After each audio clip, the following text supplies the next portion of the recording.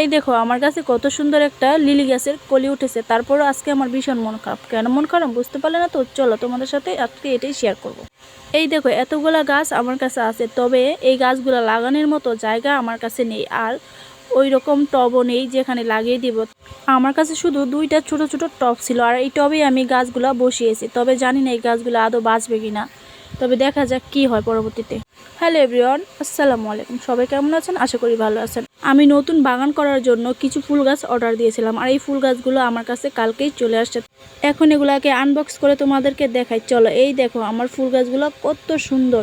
হ্যাঁ, আমি এই গাছগুলোকে অর্ডার করেছিলাম, আর সাথে অর্ডার করেছিলাম 4 কালারের লিলি। আর লিলি বালাবগুলো দেখো, আমি তো প্রথমে ভাবছিলাম এগুলা পেঁয়াজের চারা, পরে দেখলাম যে না, আসলে এগুলো লিলির চারা।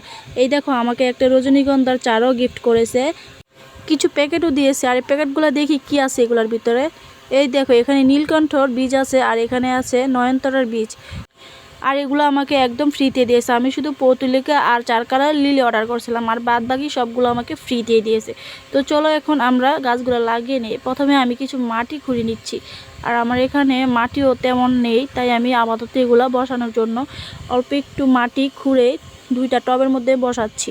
আর আমি তোমাদেরকে আগেই বলেছি আমি নতুন করে বাগান করার জন্য এই গাছগুলো অর্ডার করেছি, পরে আস্তে আস্তে অনেক ভ্যারাইটি অ্যাড করব। তো দেখো আমি গাছগুলো লাগাচ্ছি, তবে এই গাছগুলোর জন্য আমার ভীষণ মন খারাপ। জানি না এই গাছগুলো আদৌ বাঁচবে কি না। আমাদের নতুন বাড়ি এখনও কমপ্লিট হয়নি। কমপ্লিট হওয়ার পরে আমরা ওখানে চলে যাব, তখন এগুলা ওখানে লাগিয়ে দিব। আর আশা করি ততদিন পর্যন্ত এগুলা বেঁচে থাকবে ইনশাল্লাহ।